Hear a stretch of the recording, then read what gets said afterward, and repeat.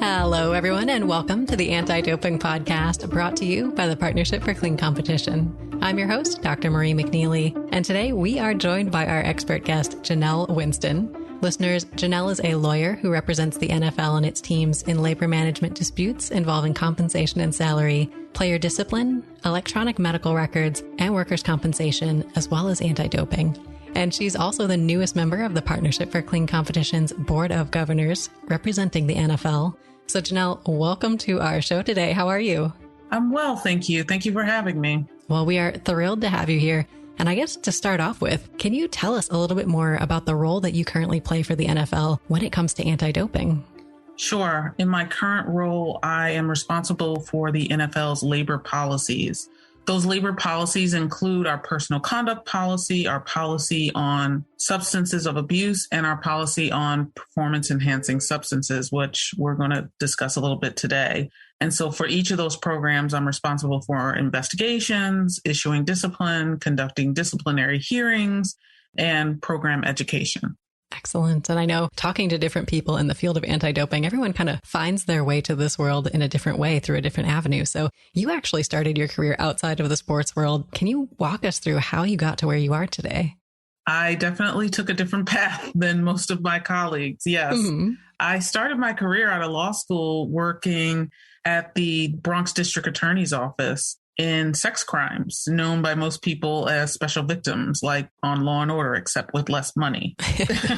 And after being there for a while, I transitioned over to the MTA, New York City Transit, which provides public transportation in New York City. So when I moved over there, I started working in labor law, and it's sort of where I fell in love with doing labor. And that was my introduction into drug testing.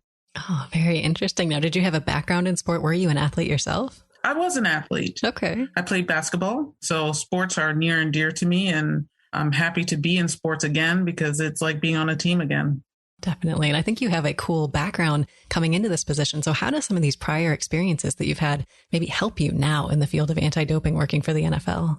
I think that they've both really helped me. If I'm talking about the Bronx DA's office, it may not seem related, but I think in child abuse and sex crimes, you learn that everything has a root cause. There's something behind it. So people don't wake up one day and decide, I'm going to break the law, I'm going to be a criminal. There's something behind that. And I think the same is true when you talk about anti-doping. There's something behind someone using a banned substance or a performance-enhancing substance. So I think the DA's office taught me to be open to that, taught me to be open to the idea that there's something else there. And then with going into and transitioning to the MTA, as I said before, that was my introduction to drug testing at work level. The difference there is that they're a safety-sensitive organization with many jobs impacting the general public. So they do more testing for street drugs, or what we would use our substances of abuse program for. But it introduced me to the labs. It introduced me to the scientists. It introduced me to the scientific method. It was a great foundation for coming into the NFL and working with performance-enhancing drugs. Certainly. And what has your experience been like so far in this position? It's new every day, but I think that's the nature of labor relations. There's always something going on, and there are always little fires that you have to put out. And the interesting thing about performance enhancing is that you have sort of that duality of there are some people who intentionally impact the integrity of the game, and there are some people who do it unintentionally. So I also think that that's a very interesting setup when you're talking about performance enhancing substances. Definitely. I think it's never boring in anti-doping. And you were recently added, as I mentioned in our introduction, to the Partnership for Clean Competition's Board of Governors as the representative for the NFL. And as our listeners out there may know, the PCC is, of course, the world's leading funder of anti-doping research, and the NFL is one of the founding members. So can you tell our listeners a little bit more about how this Board of Governors contributes to the PCC's mission? Like you said, I'm very new, so there's a learning curve, but it's been a great experience. And as you mentioned, the PCC and the members of the Board of Governors are committed to protecting the integrity of the game at every level, not just at the professional level. But board members help administer several programs, including grants and fellowships This is my first go round, and we're in the process of evaluating some grant applications. And it's a little overwhelming, but it's also really interesting because there's so many great ideas out there by people who are a lot smarter than this labor attorney. So I spend a lot of time listening right now, but it definitely has been a great experience learning about all the different areas in which anti-doping is at the forefront of the scientific community. Definitely. And I think a great way to learn what's new on this cutting edge of anti-doping research. So very cool. What has it been like interacting with the other members of the Board of Governors?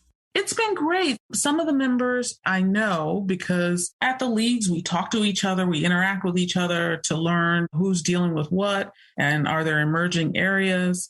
So interacting with everyone and hearing about anti-doping from their perspective and who's doing more work with designer drugs versus who, is working with drugs that are very familiar to everyone, but their volume is extremely high, has been just really educational for me, just coming into the board. And I look forward to engaging with them a little more. Definitely. And I guess zeroing in on the NFL, is there a specific area of anti-doping research that the NFL is just really interested in right now?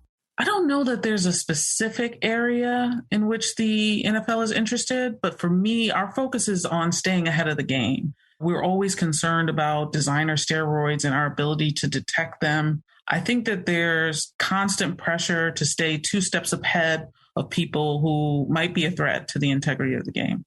Absolutely. And I guess thinking back and looking back in NFL's history, are there particular issues related to anti-doping that the NFL has faced? If so, I guess, what are some of the measures that the NFL has taken to try to combat these issues over time? I think what we're dealing with right now, and I'm not sure if it's responsive to what you're asking, are supplements, because there's this balancing act that has to happen with supplements. We know that athletes are going to take supplements. They're available everywhere. There can be unintentional ingestion of banned substances. And how do we tell the difference between someone who is genuinely interested in balanced nutrition versus someone who is using performance-enhancing substances and then scapegoating supplements? For us in the NFL, the clubs have really taken on bringing in full-time dietitians, and the dietitians feel like they need to help the players. And how do they help the players with their nutrition and manage players taking unregulated substances? So as far as anti-doping and historic issues, supplements have been just something that we've really had to try and work on, and we'll probably continue to do so, especially with the dietitians wanting to have more say in what the players are allowed to take. Definitely. And is it the dietitians who are kind of generating the guidance, or is there kind of a formal stance that the NFL takes when it comes to supplements? Our formal position is that the players should not take supplements. We advise them against it. We have a strict liability policy that says you're responsible for what's in your body. And the players run a risk. If you go to some massive retailer and you buy something that is possibly counterfeit, we don't know what's inside those bottles. We don't know if it matches what's in the label. So we take a very strong position that players should not take supplements. Gotcha. And I'd love to dive a little bit more into detail on some of the NFL's anti-doping efforts. So Janelle, can you talk a little bit more about the anti-doping program and the measures that the NFL is taking today? Of course, we're active with the PCC. Mm-hmm. We are constantly looking for ways to improve our drug testing program, including engaging experts, adjusting levels of detection. We adjust testing frequency. We work with other leagues to tackle emerging issues and concerns because we all want to protect our respective sports. We invest in education. Education is huge in our program, including we donate to nonprofits that educate young people about anti-doping. So we try to take sort of a multi-tiered approach. Absolutely. And I'd love to talk a little bit more about the drug testing program. Can you tell us a little bit more detail about how that works? We use an independent administrator for our performance-enhancing substance program. And we focus on the clinical portion of it. The medical advisor has a lot of discretion. He makes the rules and he sets testing standards. And if we have questions about a substance or about a positive test, we go to him for education and for his expert opinion on how we should handle the situation. So our PES program is largely run independent of the league, with us there to come in once there's been a violation. Gotcha. That makes sense. And you mentioned the education efforts as well. I think these are so important. And it's wonderful to hear that you guys are starting young, donating to these nonprofits. Can you talk a little bit more in detail about some of the education efforts and maybe specifically what the athletes undergo? So we have lots of information for the athletes, and we try to keep it in places where the athletes will run into the information. So first, we have a website that the athletes can use to update their location, their contact information. And in that closed site, it's not open to the public. Only the players have access. I don't have access. They can go on and all of the policies are listed there. The contact information for our advisors are listed there. They have resources listed on the union's website where we agree on content, and then the union will post the content. We send posters to the clubs. There are posters in the locker rooms, in the training rooms. We go around and we have conversations at clubs. There are times where we go to rookie symposiums, and if we can get some time during training camp, go to training camp and just talk about the importance not only of compliance, because it's more than just compliance with the program, but talk about being aware of what you're putting in your body and how it may impact you in the future and impact the game. Definitely. I think emphasizing the player health is so important as well, and something that maybe often gets overlooked because people are so focused on kind of these doping violation situations. So thinking about the process, what does the process look like for the NFL? Or I guess what happens if there's an adverse finding in a drug test for an athlete? If a player tests positive, he's first contacted by our independent administrator who will have a conversation with the player because we want to know the source if we can. And our independent administrator will talk a little bit about, is the player taking supplements? Is it something that he's ingesting that he thought was an iron pill, but in fact, the iron pill is contaminated? In the event that they can't find the source, or the player wasn't hospitalized and someone gave him something without his knowledge, then we have to send out a notice of discipline for that player, for the player to basically respond to the fact that the substance was in his system. There's a hearing and a finding by an independent arbitrator. And if the appeal is sustained, then ultimately a suspension. That sounds like a very thorough process. And it sounds like the player has these opportunities to have this discussion with, as you mentioned, this independent person to kind of figure out the source of the different contamination problems that might have happened, or to kind of get to the bottom of what happened. So I guess in cases where maybe it wasn't an adverse finding, but there are other hints that you get or tips from people that there might be a problem. Maybe someone saw something in the locker room, or can you talk a little bit about what happens in these non-analytical cases at the NFL? Well, we have in our policy that if someone is aware of behavior that is in violation of our policies, that they can anonymously report it to the league. And what that would do is initiate an investigation. And we have security officers within our company that can go out and do field investigations, including interviewing players, coaches, anyone who works at the club. Everyone is subject to these performance enhancing substances policies. So we would do an investigation. Based on that investigation, we may seek guidance from the commissioner, or we may just issue discipline if we're able to come up with enough to show that someone is distributing substances they shouldn't distribute, or have ingested substances that they shouldn't have ingested. That makes sense. Now, is there anything else, Janelle, that you feel like the listeners should know about the NFL's Clean Sport program?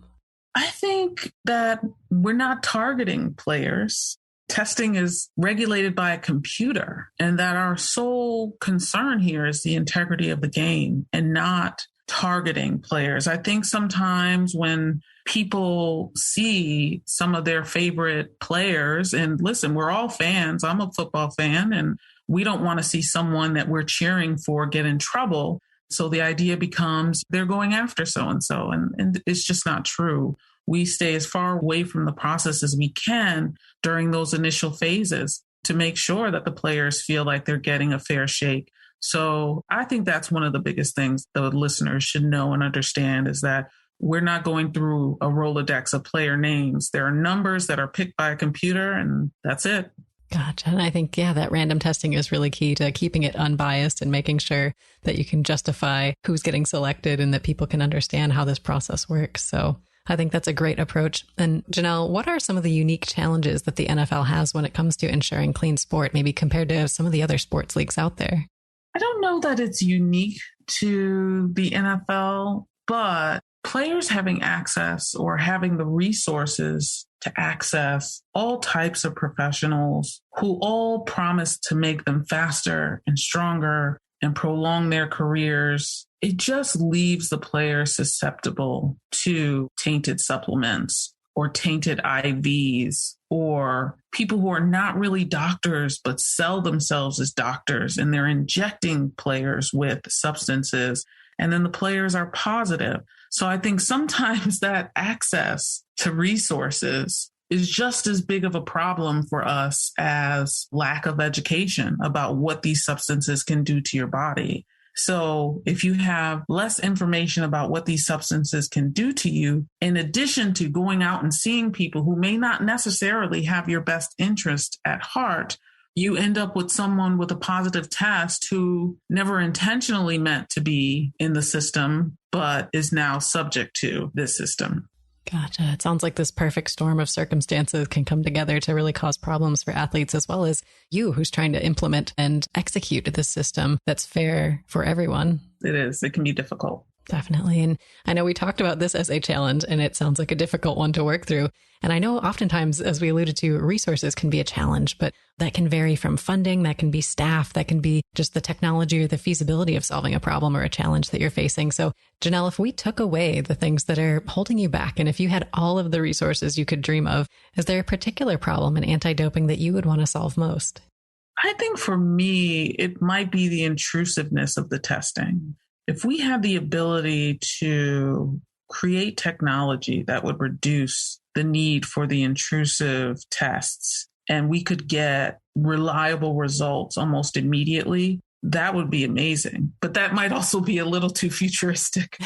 But I think everyone knows that these testing procedures, protocols in all leagues, in the Olympics, it's intrusive. So if there were another way, I think that would be amazing for the athletes and for the programs. Definitely. Now there at the NFL, is it primarily urine testing? Is it blood tests? What kind of mix do you have?